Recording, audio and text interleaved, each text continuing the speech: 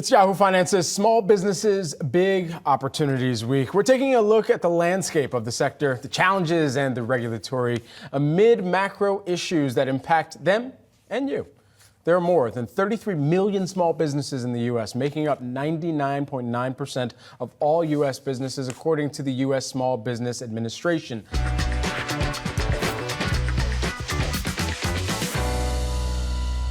The dream for many Americans across the country is to ditch the corporate power structure and turn their passion into a business.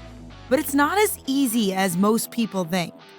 20% of all new businesses fail in the first 2 years of opening. That's according to the Bureau of Labor Statistics. So, how do you start a business? Well, after you do the fun part of deciding what your business does, picking a name, differentiating it from competitors, and getting the proof of concept, it's time to tackle the red tape. These are 5 key steps you'll need to take to safeguard your small business against potential legal and financial issues. First, make sure your business name is original and unique. It shouldn't be the same as an established company, infringe on trademark or service marks that have already been registered within your state.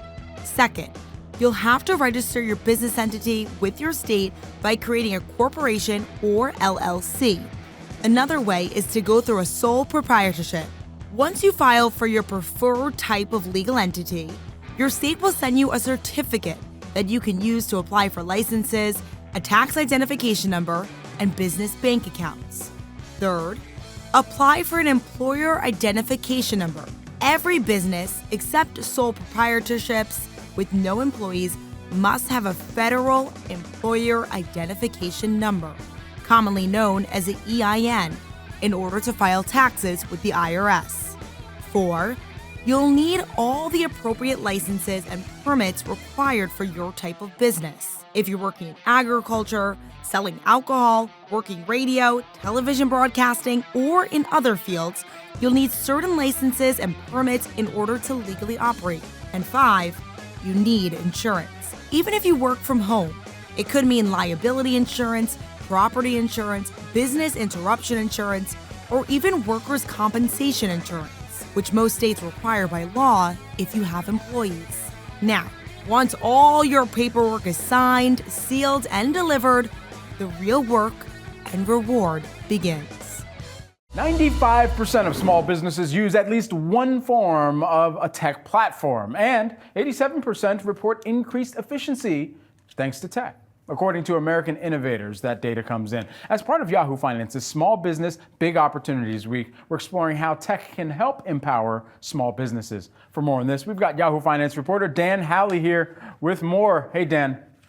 Yeah, that's right, Brad. Obviously, when it comes to efficiencies, tech is the only way to go. And so there's a few things that small businesses can look for as far as technology goes that can kind of help them step their games up. Number one, obviously, when it comes to advertising, you want to get your business out there. Social media is absolutely huge. If you look at something like a Meta or, Instagram, also underneath Meta, Facebook, Google, YouTube, these are all social media companies that are going to allow you to hit a niche market rather than just spreading your image or your message across a large area. So you can finely tune who you want to target advertising with through these companies, and that'll ensure that you'll get more bang for your buck, really. We saw how that actually impacts businesses when Apple turned off Facebook's ability to get access to user data.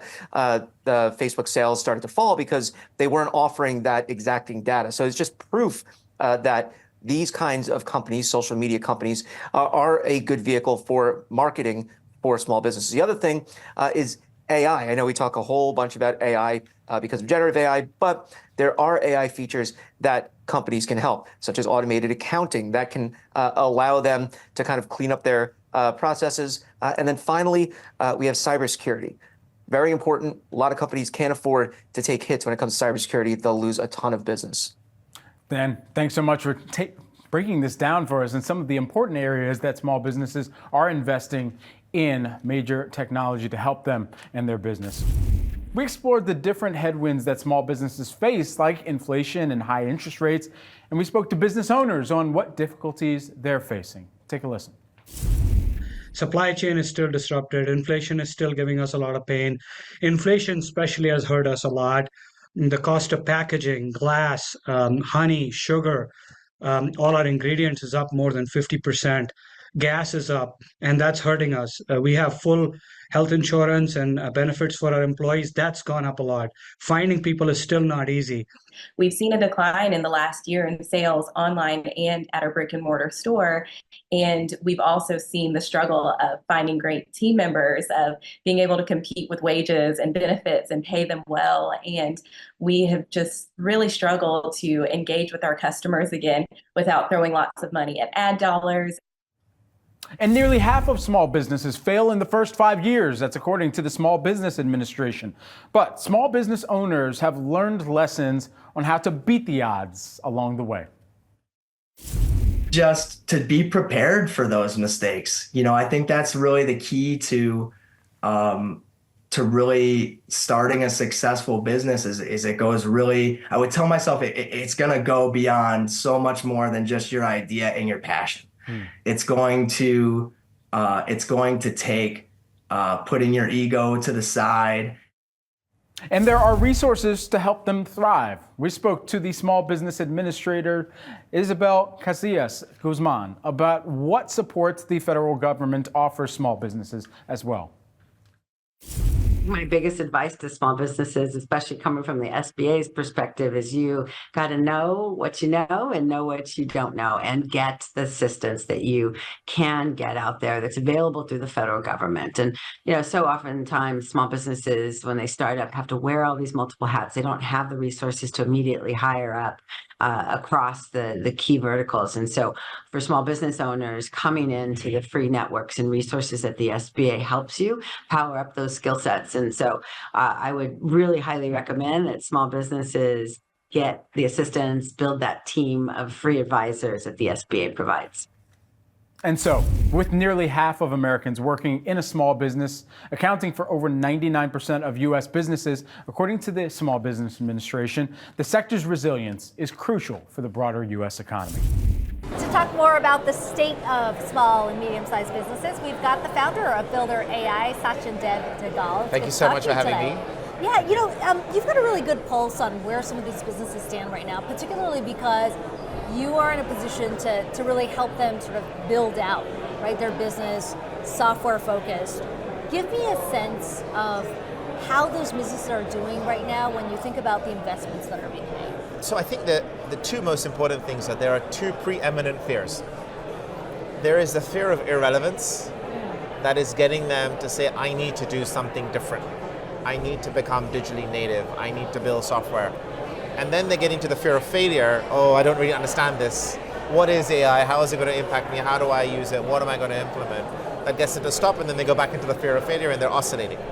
And so what we're seeing is that depending on when you speak to that small, medium business, they're either really excited to go do something because they feel like they're going to unshackle themselves, or they're actually quite fearful because they've heard of a bad experience, they've had a bad experience, and almost it becomes 10 times harder to then get them out of the shell.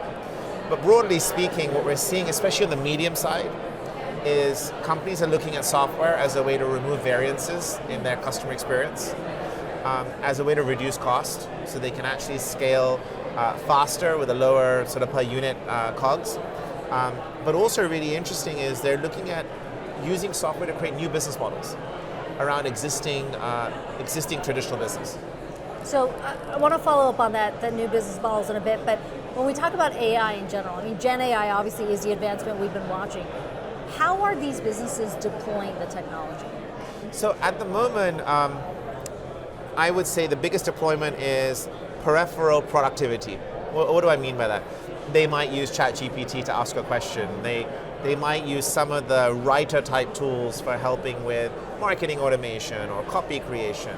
But really it's fairly on the periphery, and it's about individual productivity of folks that are there. I think what we're seeing is a lot of pilots and proof of concepts, especially as you go to the 50 to 250, 100 to 250 employees. And that's largely around three experiences, right? One of them is how can they remove human variance from different parts of their supply chain or customer experience, like a call center, right, or customer service. today the experience is only as good as bad as the person on the other end of the phone. And I don't know about you, but I've had terrible call center experiences and really good call center experiences. Or no experience at all because nobody picks up the phone, right? Right, exactly. And so you have the ability to use multimodal AI, so combination of things like knowledge graphs and generative and neural networks, all sort of wrapped together. The second you have is making each person more productive, which is the same as, well, if you're doing 10 things in a day, what can I take away from what you're doing in the day so that you could do 4 things more, right? More high value, more critical thinking, more creativity. And so we call that sort of reduction of human workload. And then the third one, which I think has really picked up in the last year, is changing the interface of how you talk to customers. So if you see, we've done the full circle. We used to have DOS way back when you were writing into a black prompt. Then we went to UI and really nice UI and forums and really very sexy experiences. And then November 2020 we went back to chat.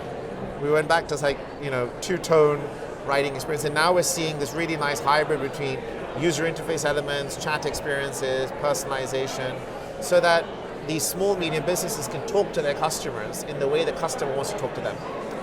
So much of the fear around AI has been about job replacement. Yes. But as I think about small businesses, oftentimes they are strapped for resources. Yeah. In many ways, does this enable them to scale quicker and scale in a way that is more cost efficient? I think you've hit it on the nail, right? So I don't still see AI vastly removing jobs. I think what it does is it removes things you do in a job. Now, what does that mean, right? So it means that the mundane, for example, I don't take notes anymore. I have an AI that takes the notes, and I can query it, ask questions. That maybe was someone else's job before, right? If you go back 30 years ago, you would see people sit in meetings and the job was to take notes. So if you're a one-task job, yeah, the job's going to get shifted to something else. However, what I'm really seeing is there's a massive supply and demand mismatch. So I give you an example of just software development. For every one developer on the planet, there's 9 developers worth of demand.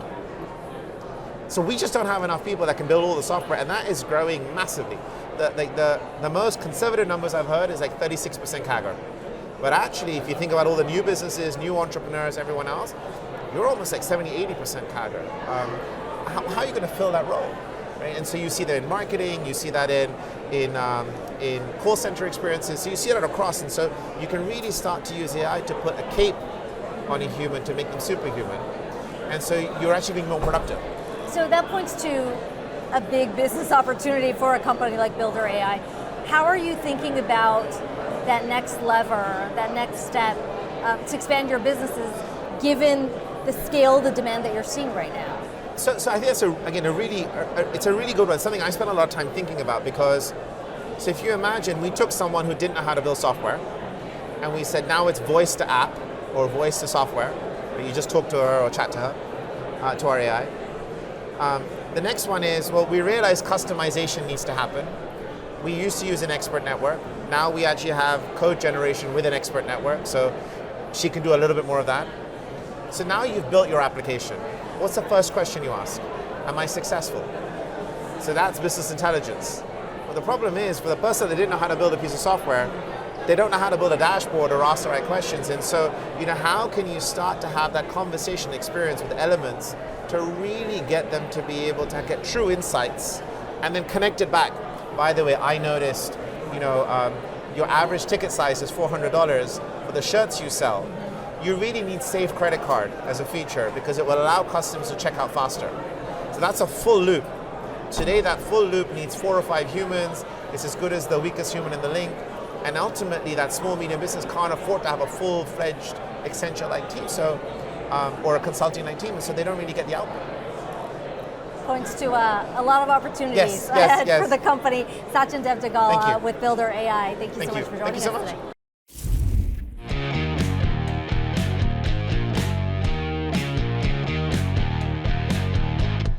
It's been a bit too much now lately.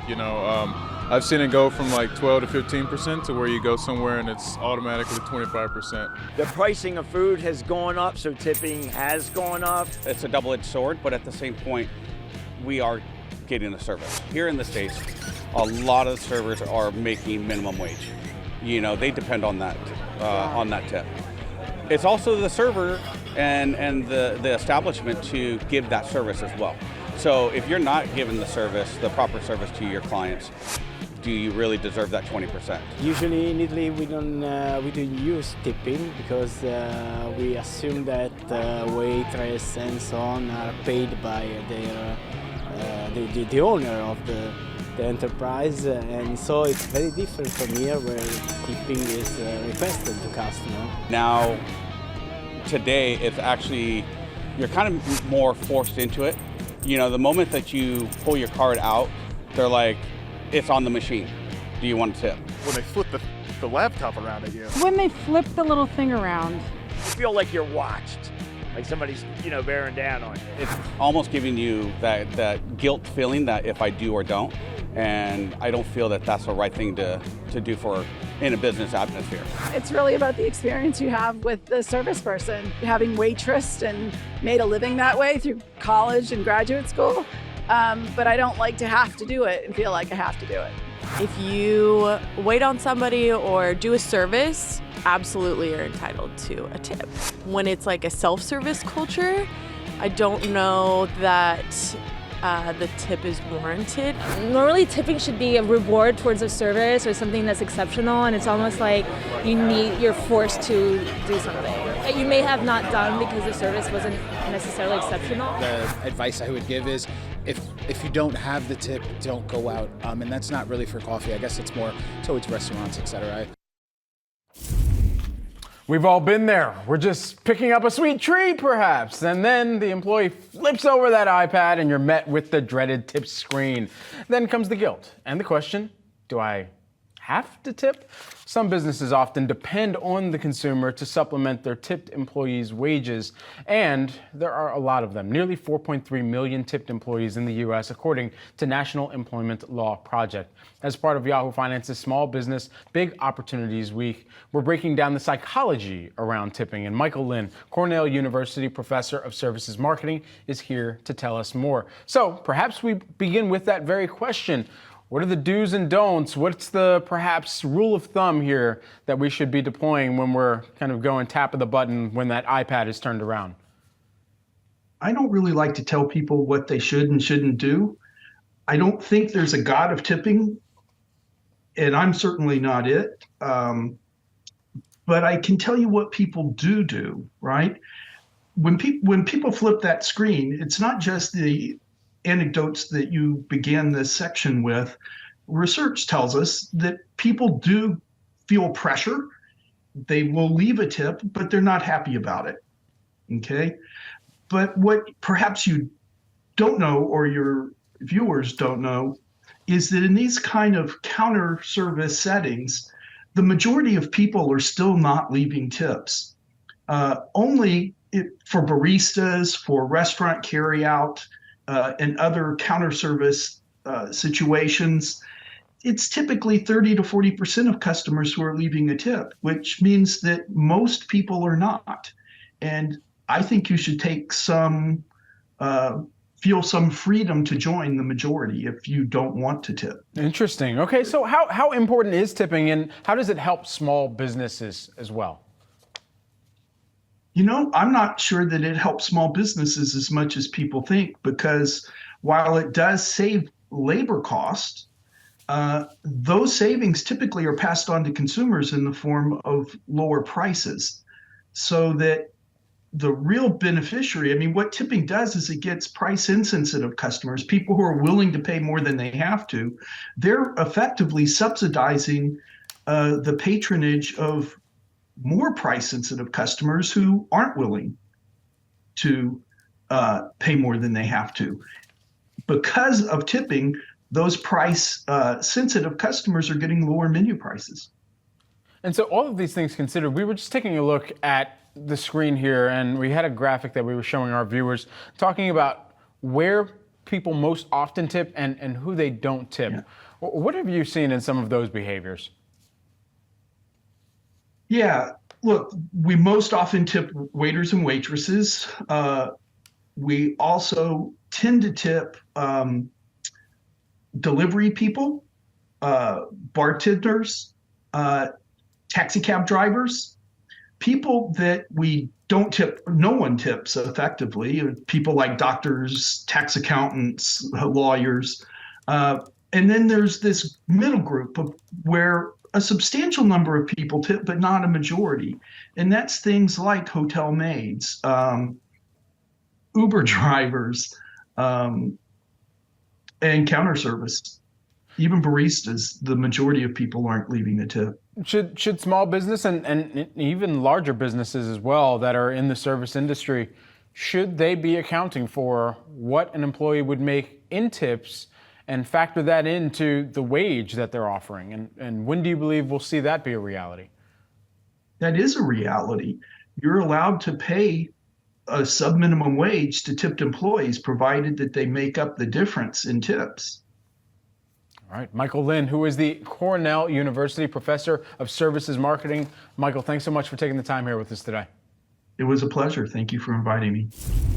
All right, well, earnings on tap this week will give us a better idea of how consumers are spending. For the first quarter of the year, consumer spending it accounted for nearly 68% of the U.S. GDP, according to the U.S. Bureau of Economic Analysis. And small businesses generally accounting for nearly 44% of economic activity. This is according to the Small Business Administration. Well, as part of Yahoo Finance's Small Business Big Opportunities Week, we are going to explore how investors can cash into the big businesses that are supporting those smaller businesses. For that, we've got a panel for you. We've got Nick Jones, Citizens JMP Equity Research Analyst. We also have Marvin Fong here at the desk, BTIG Director, both here with us. Nick, let me start with you. When we talk about small businesses and really what this means for investors out there, maybe trying to get a piece or trying to cash in on some of that momentum that we are seeing, you cover Etsy. Clearly very exposed to the small business. What are you seeing in terms of those trends there? Is it still a pillar of strength for the company? Yeah, I mean, Etsy's always been able to grow its seller base. In fact, they've even put initiatives in place to maybe slow the seller growth to make sure they have high quality sellers. So when I look at Etsy, it is a pillar for small businesses, particularly if they don't have the skill set to launch a Shopify account or a Wix website and manage all the digital advertising by themselves, whether it's on Google, Meta, Facebook and Instagram. So we think, I still view it very much as a kind of a pillar to small businesses, particularly for those who want to work from home and sell things that they're good at making. Well, Marvin, I know that you cover Etsy, you also cover Fiverr. So I'm curious, what are some of those, I guess I could call them like gig economy adjacent names, telling you about the state of the consumer specifically through the lens of a small business operator? What are you learning from that?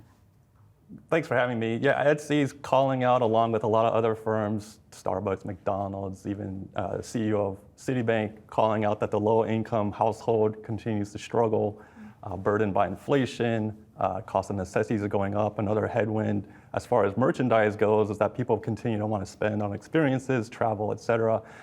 So, what we're seeing with the lower-income household is clearly that's been a drag for Etsy. It's actually, they're calling out that it's not only the sub $50,000 household income households that are struggling, but even the $50,000 to $100,000 households are seeing some pressure. Where they're actually seeing some strength, continued strength, is in the $200,000 plus income households. So there is a kind of a separation in the economy there. And then with companies like Fiverr and Upwork that I cover that are tied to the freelancing economy, you do see that when times are tough, people want to start doing their own side hustles. It could be something simple like driving for Uber or Lyft. These platforms tend to specialize more in kind of white collar work, but they're seeing plenty of supply. And then you have small businesses that continue to need to adapt to the times. They need tech help. They need customer service help, things like that. This could be an affordable way for them to access that kind of talent without taking on full-time labor. So we have Etsy, we have Fiverr, and then you also cover eBay, which also caters to the space to a certain extent. I'm curious just what your top plays are within that sector, given the consumer exposure, and why. Yeah, right now it is very difficult. The consumer's challenge, particularly the lower income consumer. Across the board, even at Amazon, we're hearing people are being more discerning, looking for discounts. So, when we look at eBay, it's potentially a little more interesting, although we still are neutral on that one as well. They have exposure to kind of secondhand clothes, secondhand handbags, things like that are a little more affordable for folks who are still looking for things like that. But overall, we still view eBay for small businesses as a really powerful platform for them to get exposure, whether it's in auto parts, whether it's in handbags, whether it's in trading cards. including Pokemon cards, things like that. So really interesting platform, but kind of broadly we're hearing consumer pressures, and we're seeing it show up with kind of the likes of Temu and Shein. People looking for really steep discounts. They're showing up with kind of fast fashion and cheap technology that a lot of these SMBs can't really compete with. That is exactly what I was going to ask next. I remember on the Amazon media call, I asked about the competition of Temu and Shein, and I wonder whether or not that's starting to weigh on some of the Etsy sellers. Maybe people are just, searching for a dupe image and seeing an expensive product show up on Temu and buying that instead of buying it from an Etsy seller. It's come up a lot in the past several Etsy calls. What kind of pressure are you seeing from these guys? Clearly, when you're shopping on Etsy, you're typically looking for kind of a one-of-a-kind item, something that's not your everyday mass-produced item. Having said that, there's going to be some portion of the population that's just going to be drawn to that 90% or whatever discount. So, it is interesting. We've looked hard at the traffic data. There is, about 20% of, people that visit Etsy on the same day will visit Temu or something like that. So, it's a pretty good overlap, but you got to recognize that Etsy is drawing hundreds of millions of visitors every month. So it doesn't necessarily mean that they're overly exposed to that. These are just people who are shopping on Etsy every month anyway, so they're going to get some level of overlap. Same thing with Amazon. There's about 80-85% overlap, but Amazon's getting 80-85% of the traffic month in, month out. So you'd expect a very high level of overlap. Management of Etsy talked about last quarter. They actually think where they're seeing more pressure is from people that are like consolidating their trips. You're going to Walmart, you're going to Target, you want to just buy everything there, and so you're going to pick up that little gift for your nephew and not going to go buy it on Etsy. They think that that's actually a bigger headwind to their growth than the competition from Temu and Shein. That would make a lot of sense. All right, well, Marvin Fong, Nick Jones, thank you both so much for joining us here in studio for this discussion. Optimism is at its lowest level since 2012, according to the National Federation of Independent Business. The optimism decrease in March comes as inflation remains a top concern. It's part of Yahoo Finance's Small Business Big Opportunities Week. We're speaking with small businesses from across different industries here in the U.S. And joining us now to discuss is Sprecher Brewing CEO Sharad Chadha, the Tiny Tassel founder Mimi Striplin, and Carla's Fresh Market founder Ariel Ilunga. Welcome to you all. The reason I'm excited to talk to you all is because listen, we talk to a lot of smart economists on this show and strategists, and we crunch a lot of economic data. And if you just looked at the data, you would look at an American economy right now that seems decent, that does seem sturdy. But you all have a unique perspective because you got boots on the ground. So maybe I'll start there, Sharad, with you, and we can go around the horn. I'm interested, Sharad, just what does business look like right now? What does demand look like now, Sharad, of your business? Josh, thank you so much, and thanks for having me. We are a craft brewery. We're the oldest craft brewery in Wisconsin, Sprecher Brewery, since Prohibition. We've got about 150 employees now, so we are boots on the ground. Supply chain is still disrupted. Inflation is still giving us a lot of pain, but we are growing. We have, in the last 3 to 4 years since we took over, about triple the size of the company from 50 to 150 employees, but it's been very challenging. Inflation especially has hurt us a lot. The cost of packaging, glass, honey, sugar, all our ingredients is up more than 50%. Gas is up, and that's hurting us. We have full health insurance and benefits for our employees. That's gone up a lot. Finding people is still not easy. Interest rates have gone up to 8.5% from 3.5%. So for a small business, it's a big struggle. We're grinding it out, though. We're hustling, and we're trying to do it and grow within that. And fortunately, the demand is still there. We're pushing hard. We've gone from a few states now to all 50 states. We just exported to Canada and Australia and hope to keep that going, but it's not been easy. Mimi, I want to bring you in here next. So Sharad, I think, is saying, listen, there are some pain points there, but they're growing. The demand is there. Is that what you're seeing in your business, Mimi? And maybe also describe to us what you all do. Yes. Hi, Josh. We are a boutique here in Charleston, South Carolina, and we're actually the only Black and Asian-owned women's boutique on the peninsula of Charleston, South Carolina. And we design and make jewelry, clothing, accessories, and really accessible, fun, joyful styles. And we've seen a decline in the last year in sales online and at our brick and mortar store.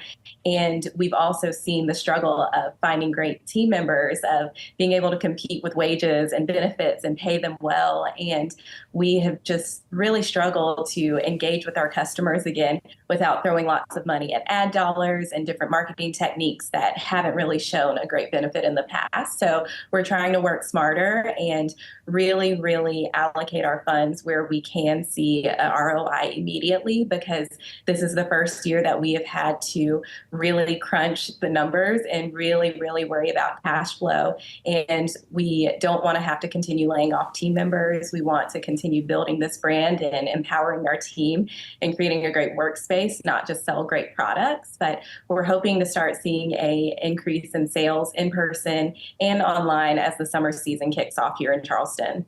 Ariel, let's get you in the conversation too. Mimi's talking about kind of working smarter there in Charleston. What are the demand trends you're seeing for your business?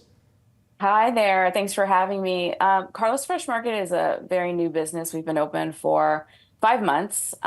So we've opened up on the other side of the pandemic, on the other side of the supply chain issue. So all we really know is the landscape of today.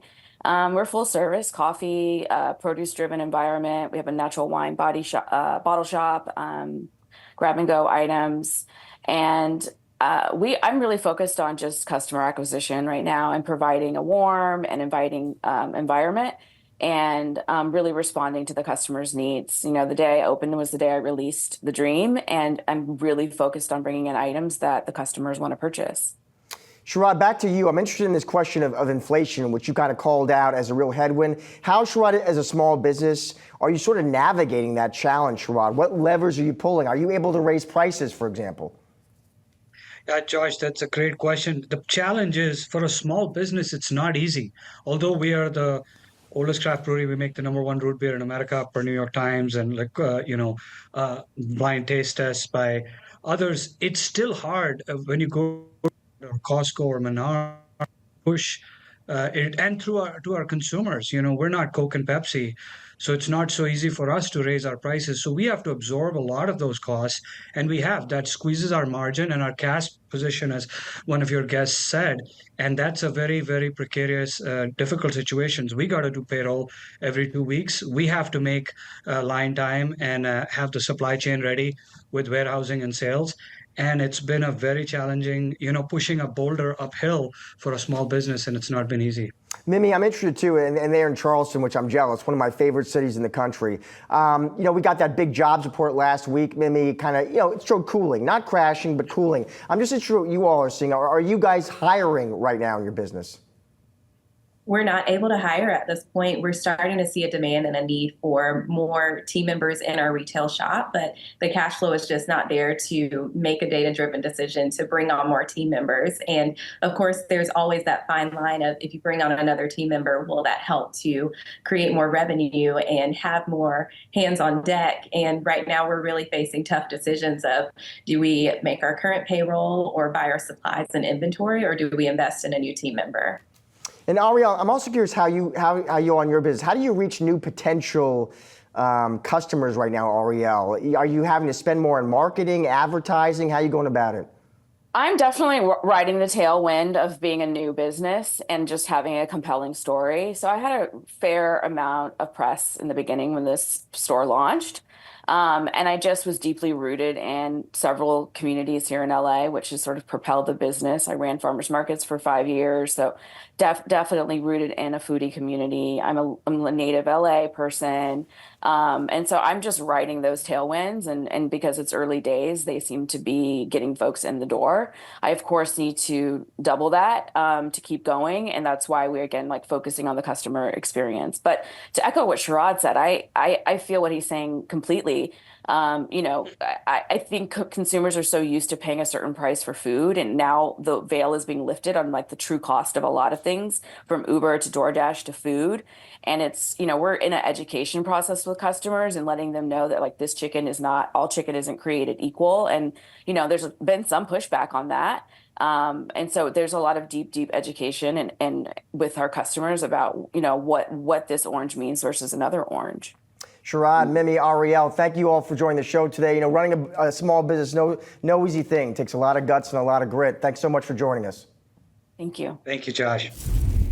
For small business employees eyeing retirement, there is a hefty price tag to consider when it comes to healthcare expenses. So what are the options for health savings in the world of small business? Here with more as part of Yahoo Finance's Small Business Big Opportunities Week, we have our very own Anjali Kamlani to break it down for us. Anj. That's right, Josh. Unfortunately for small business employees, the road to retirement is not so easy. We know that, of course, with large employers, you have a lot set up for you and a lot of offerings. Small businesses, on the other hand, do have more avenues that are related to what the government has set up. So, for example, think about when you get your health benefits, that a large number of small employers are looking to the ACA for that and the marketplace and offering that rather than going through the process of a plan design. Now that spills over into retirement with companies not necessarily being able to set up much. In fact, the price tag would surprise you. I spoke to Paul Franson over at EBRI, and here is what he had to say. When you go into a Medicare Advantage plan, there's a lot of different things to juggle. Medicare doesn't cover everything, and Medicare Advantage typically doesn't cover everything. So there may be per day copays if you go into the hospital. There may be coinsurance. There may be copays or coinsurance for medications, and there may be a limited network, which could be an HMO that's local to where you live, or a national PPO that gives you more choices. So those are the things you need to weigh, and you need to weigh if you're looking for a zero premium Medicare Advantage plan. What does that mean for your potential out-of-pocket spending when you need medical services? And of course, we know that when you get to retirement, you're getting on that Medicare plan, but that doesn't cover everything, and neither does the private market Medicare Advantage. In addition to all that, Medicare Advantage is now looking at shifts in what the plan designs offer. We've seen the pressure coming down from Medicare changing the reimbursement rates that these companies get, and as a result, insurers are changing what their offerings are, which could mean fewer offerings in the coming future. Now, when you take a look at all of that, Paul had a little bit of insight into what has changed that could help retirees. And here's what he had to say. We have found, depending upon how long you live and how much health care you use, a married couple at age 65 could need more than $400,000 in savings just to cover those expenses. A lot more workers have health savings accounts than in the past. It's something that there's a lot of flexibility around how you can use an HSA. There's a triple tax advantage, which means the contributions going in, the buildup of the account either through interest or capital gains, and the distributions for qualified medical expenses are all tax-free. Something to consider, but there's also a trade-off there. If you want to use an HSA to save money for healthcare in retirement, it means that in order to make contributions, you have to have a high deductible health plan. And if you're using it in medical services, you need to figure out a way to pay for those services without tapping your HSA if your intent is to maximize your HSA for the future. And that again was Paul Franson, Director of Health Benefits Research at the Employee Benefit Research Institute. And so he was basically explaining that while, it is an expensive road ahead, there are new ways and better ways to prepare if you start in time. Thanks so much, Anj. Appreciate it. We're taking a look at macro headwinds facing small businesses today as a part of Yahoo Finance's Small Businesses Big Opportunities Week. Yahoo Finance's very own Brooke DePalma is here to break it down for us. Hey, Brooke. Yeah, good morning, Brad. Well, small businesses starting off 2024 with a solid momentum and a solid start here, but there are still key challenges up against the mom and pop businesses. First, finding employees to fill open roles. This comes as 40% of small business owners could not fill open positions in April. And wage inflation, well, that continues to grow too, up between 4 and 6%.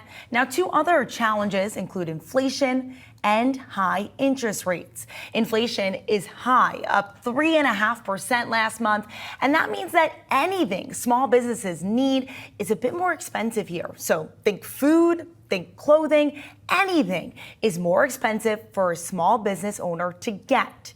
And sometimes they need or they have to pass off that cost to consumers. And that is only growing. We spoke to Goldman Sachs' Asai Pompey last week. Here's what she had to say. small business owners are feeling the bite of inflation. 71% of them say that inflationary pressures have actually increased in the last 3 months. And as we double clicked on the drivers of that increase, we see the cost of rent has gone up, the cost of labor has gone up, the cost of goods and services have gone up. And I think, Brad, one important thing to underscore is at that intersection of inflation and small business is that small businesses feel the impact of inflation first, and they are relieved of it last. Now, it's important to be clear here that even with all these challenges that are facing small businesses, a majority of small businesses do expect revenue growth this year, according to Bank of America's survey. And we'll be following to see if this pulse really changes. Of course, so many headwinds that are hitting small businesses right now are also hitting the state of consumers, which can in turn then affect not only small business, but companies at large. All right, Brooke, great kickoff to Small Business Week. Thanks so much for taking the time here.